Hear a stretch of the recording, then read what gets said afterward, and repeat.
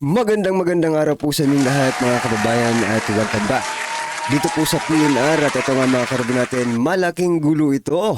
Nako, MILF at MNLF. Handa na para kay former PRRD. Nako, yan mga kababayan, patungkol po riyan ang ating alamin at bibigyan ng komento ngayong araw na ito. Pero bago pong lahat, kung bago ka pa lang at di pa po nakapag-subscribe sa ating munting channel, please don't forget to subscribe at palike na rin po ng video ito. Maraming salamat po at eto na nga, simulan na po natin to. Sawa na ang bayan ko sa magnanakaw na tao.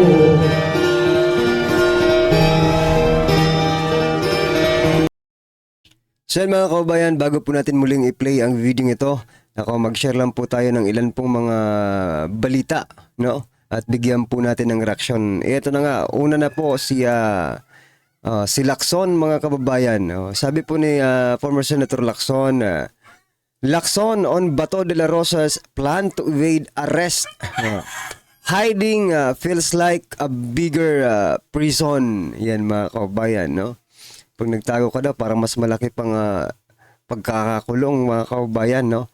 Pero mga kababayan, sa bagay, it is his experience, no? Si Senator Lacson ay nagtago rin ito dati mga kababayan, eh. Ha? Nagtago rin ito dati si Lacson mga karibo natin. Kaya yan, sinasuggestan niya sa anong gusto mo, sumuko na lang. Ganon. Bakit ikaw noong nagtago ka, hindi ka rin naman sumuko? 'Di ba? Wag ganoon, Senator Lacson, no? Parang hindi yata tama. Hindi yata tama 'yung nagbigay ng ng suggestion. Nagtago rin ang si Lacson eh.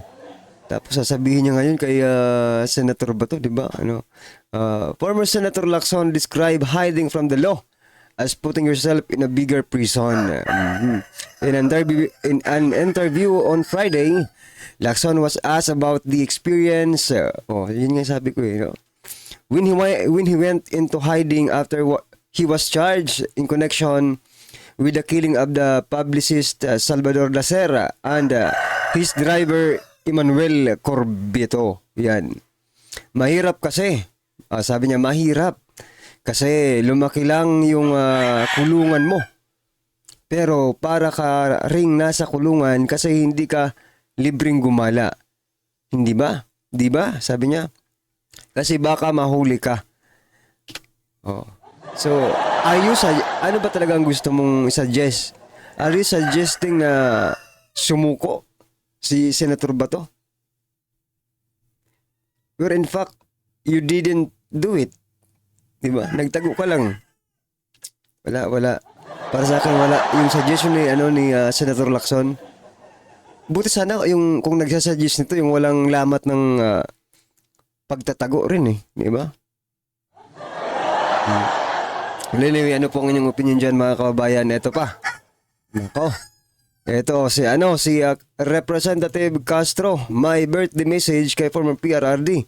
Magpalakas kayo para maharap ninyo ang kaso. Ulul. We don't sa bagay hindi naman tayo pamilya ni ni Pangulong Duterte, no? Pero kung ako kadugo ko si Pangulong Duterte, isa lang ang sasabihin ko kay Castro. Hindi namin kailangan ng message mo, di ba? Who you? No? Kabit ka ba ni former President Duterte? Para mag-message ka pa ng birthday message, di ba? Parang yung ikaw yung pumunta ka ng party na hindi ka naman imbitado. Di ba, Castro? Bakit may birthday message ka? Close ba kayo? Kung mahimik ka na lang, papansin ka lang eh. Di ba? So yan ang totoo, papansin lang talaga to eh. Eto pa. Attorney Cristina Conti nanawagan sa mga biktima ng AJK.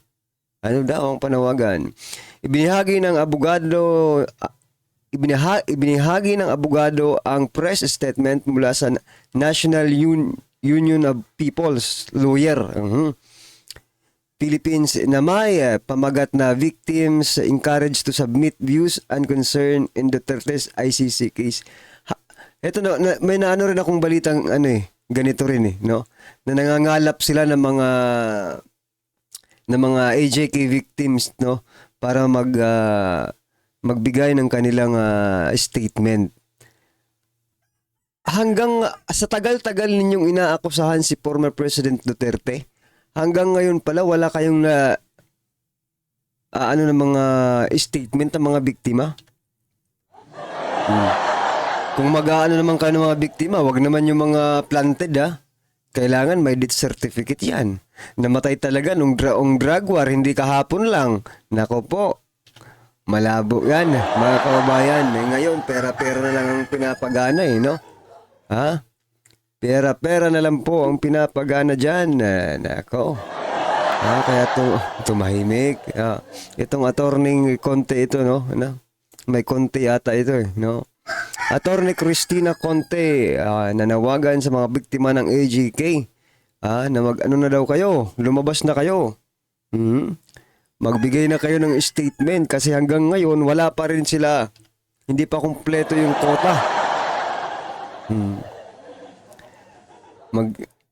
Yan nga po sabi dito sa comment magtatanim ka na naman.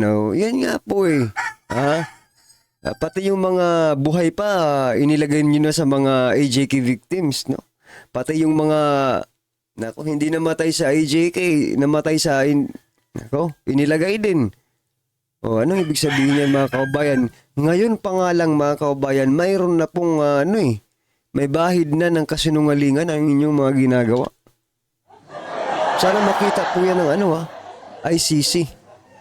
ICC, kung nanonood kayo, panoorin niyo yung balita sa Pilipinas about doon sa mga AJK victims na hindi naman AJK victims. Masabi ninyo, this is so difficult. This is so hard, no? To believe. Di ba? Yan. Mga kaubayan, ano po kanyang opinion dyan? I-comment nyo na lang po. At eto pa. Etong matindi. No law violated in viral cash giveaway by aspirant. Cash giveaway by aspirant. Daily Tribune 19 hours ago. Sabi po dito, halalan 2025, a local official in Negros Oriental has come under public scrutiny after a viral video showed him throwing 500 bills at the crowd of spectators. However, the Commission on Elections clarified that no election law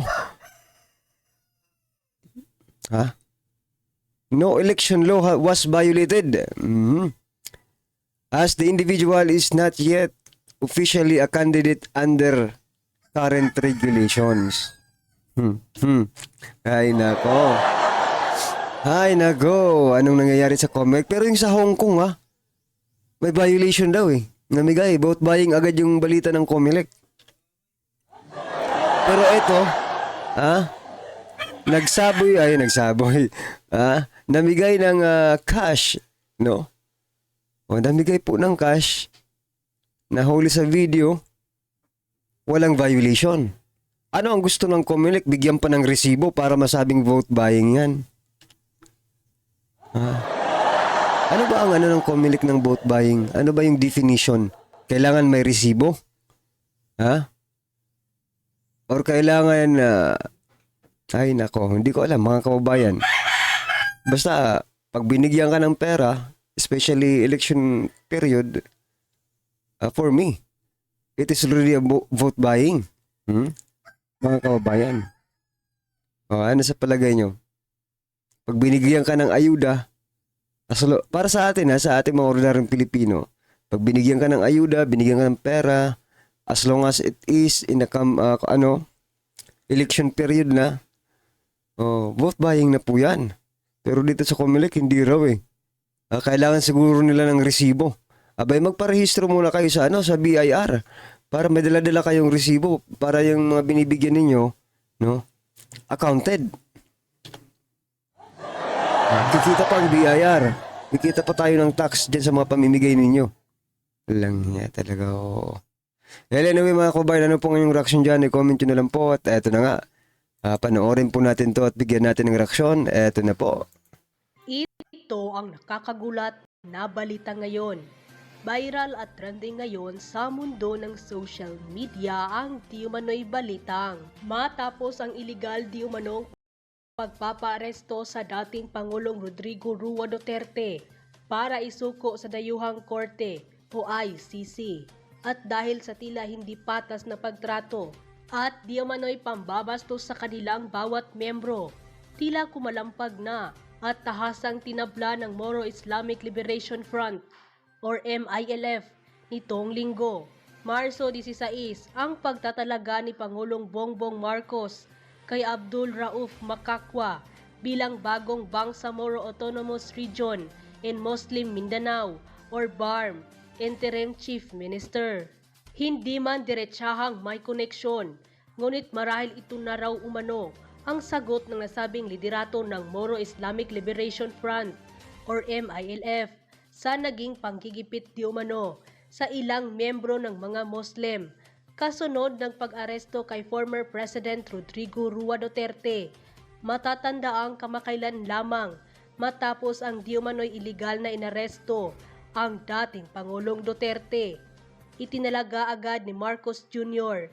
bilang Interim Chief Minister ng Bangsamoro Autonomous Region in Muslim Mindanao si Abdul Rauf Makakwa bilang isa sa mga pinakangunguna sa nasabing samahan.